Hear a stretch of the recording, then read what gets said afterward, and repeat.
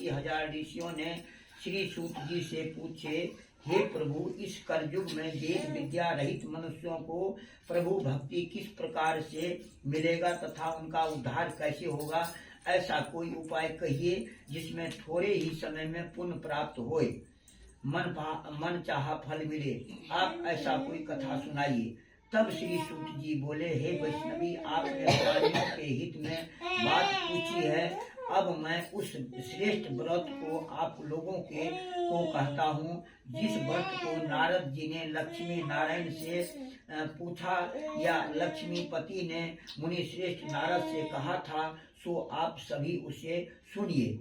एक समय नारद दूसरे के हित की इच्छा से अनेक लोग में घूमते हुए मृत्यु लोक में आ पहुँचे।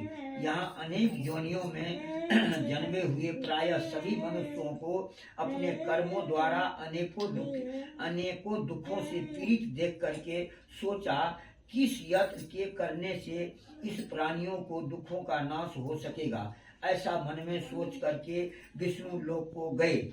वहाँ श्वेत वर्ण और 4 भुजाओं वाले देवों के इस नारायण को देख करके, जिनके हाथ में शंख चक्र गदा और पंच तथा वर्णमाला पहने हुए थे, स्तुति करने लगे, हे भगवान, आप अत्यंत शक्ति से संपन्न हैं। मन तथा वाणी से आपको नहीं पा सकती। आपका आदि मध्य अंत नहीं है। निर्गुण स्वरूप सृष्टि के आदिभूति से भक्ति को दुखों को नष्ट करने वाले हैं। आपको मेरा नमस्कार है। नारद जी से इस प्रकार की स्तुति सुनकर के विष्णु भगवान बोले, हे मुनि श्रेष्ठ, आपके मन में क्या है? आपका किस काम के लिए आगमन हुआ है? निसंकोच आप कहिए और बताइए। तब नारद मुनि बोले, मृत्यु लोक में सब मनुष्यों जो अनेक योनियों में पैदा हुए हैं, अपने अपने कर्मों द्वारा अनेक प्रकार के दुखों से दुखी हो रहे हैं। हे नाथ, मुझ पर दया रखते हैं तो बतलाइए कि उन मनुष्यों के सब दुख से थोड़े ही प्रयत्न से कैसे दूर हो सकते हैं। श्री भगवान जी बोले, हे नारद, मनुष्यों की भलाई के लिए तुमने बहुत अच्छी बात पूछी है। जिस काम के करने से मनुष्य मोह से छूट जाता है, वह अब मैं कहता हूँ, सुनो। बहुत पुण्य देने वाला स्वर्ग तथा मृत्यु लोक दोनों में दुर्लभ एक उत्तम व्रत है। आज मैं प्रेम वश होकर के तुमसे कहता हूँ, सत्यनारायण देव का व्रत, यह व्रत अच्छी तरह से ही पूर्वक करके मनुष्य अत्यंत सुख भोग करके मरने पर मुक्ति प्राप्त होता है। श्री भगवान वचन सुन करके नारद मुनि बोले कि उस व्रत का फल क्या है, यह भी आप बताएं। क्या विधान है वो भी बताएं, और किस दिन ये व्रत किया जाए और किस दिन व्रत करना चाहिए, विस्तार से मुझे कहिए। भगवान बोले, दुख सुख आदि को दूर करने वाला, धन को बढ़ाने वाला, सौभाग्य तथा संतान को देने वाला यह व्रत सब स्थानों पर विजय करने वाला है। भक्ति और श्रद्धा के साथ किसी भी दिन मनुष्य सत्यनारायण देव की व्रत शाम के समय ब्राह्मणों और बांधवों को साथ धर्म पारायण होकर के पूजा करे। भक्ति भाव से नैवेद्य, केले का फल, घी, दूध और गेहूं का चूर्ण सवैया लेवे। गेहूं के अभाव में काठी, चूर्ण, शक्कर तथा गुड़ में और सब भक्ष्य योग पदार्थ जमा करके भगवान को अर्पण कर दें तथा बंधुओं सहित ब्राह्मणों को भोजन करावे। तत्पश्चात स्वयं बाद में भोजन करें। नृत्य गीत आदि के आचरण कर, तो गीत नहीं कहलिए, भगवान पूजा जखन है चले गोटा गीत नहीं कहलिए, लाइन से सब बिस्लेटा चलिए कहलिए किए मैंने सुनाइए पहले गीतों में कहलिए क्या नहीं बोले क्या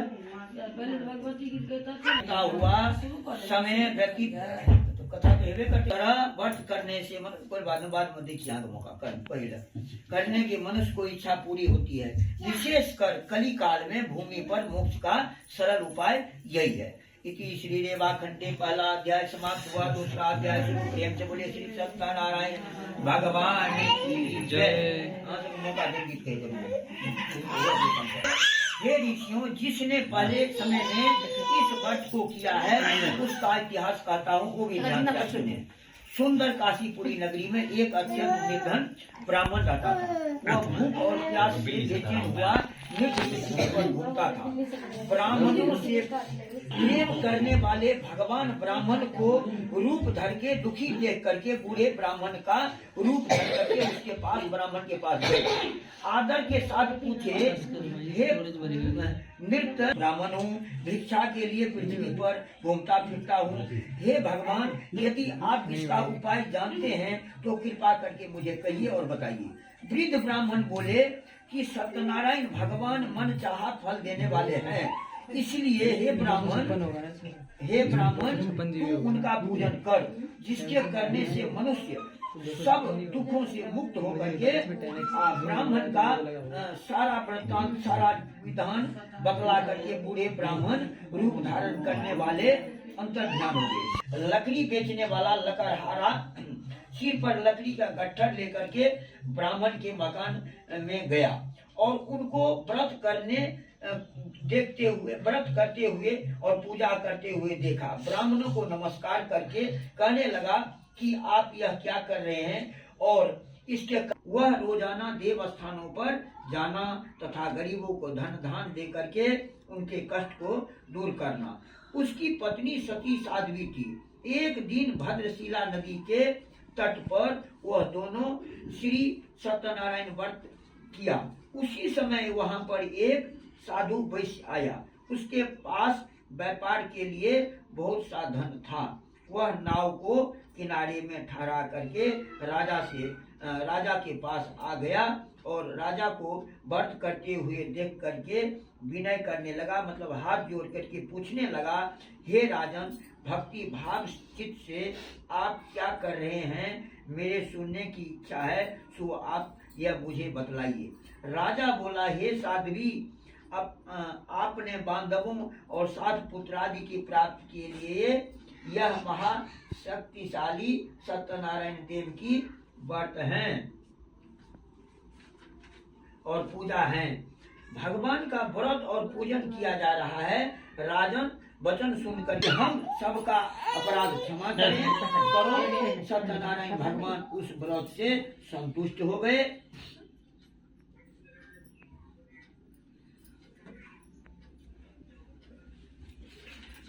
और राजा चंद्रकेतु संपन्न में दर्शन देख करके कहा, हे राजन, दोनों वैष्णवों को प्राप्त ही छोड़ दो और उनका सब धन जो तुमने ग्रहण किया है, लिया है, वो भी सब वापिस दे दो।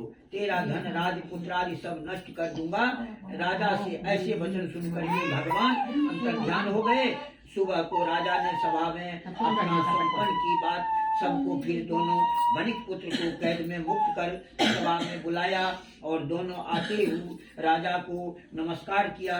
राजा मधुर स्वर में बोला, हे महान भागवश ऐसा कठिन दुख मिला है। ऐसा कह करके राजा ने उनका सभी धन देख करके आदर सहित विदा कर दिए। तीसरी चौथा अध्याय समाप्त हुआ। प्रेम से बोले श्री सत्यनारायण भगवान की जय। पांचवा अध्याय सूत जी बोले, हे वैष्णवों, कुछ से बाद में नाव को उठी देख करके अचंभा किया और नाव में बेलपत्ते ही आदि देख करके मूर्छित हो जमीन पर गिर पड़ा। फिर मूर्छित खुलने पर मैं शोक प्रकट करने लगा।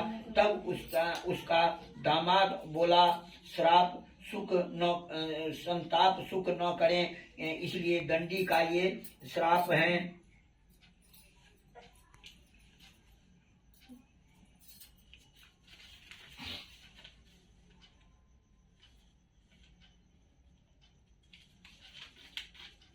आप ये अतः उनका शरण में चलना चाहिए, तभी हमारी मनोकामना पूरा होगा। दामाद के वचन सुन करके दंडी के पास पहुंचे, अत्याचार करके बोला, मैंने जो आपसे झूठे वचन कहे थे उसके लिए मैं क्षमा प्रार्थी हूँ। ऐसा कह करके महान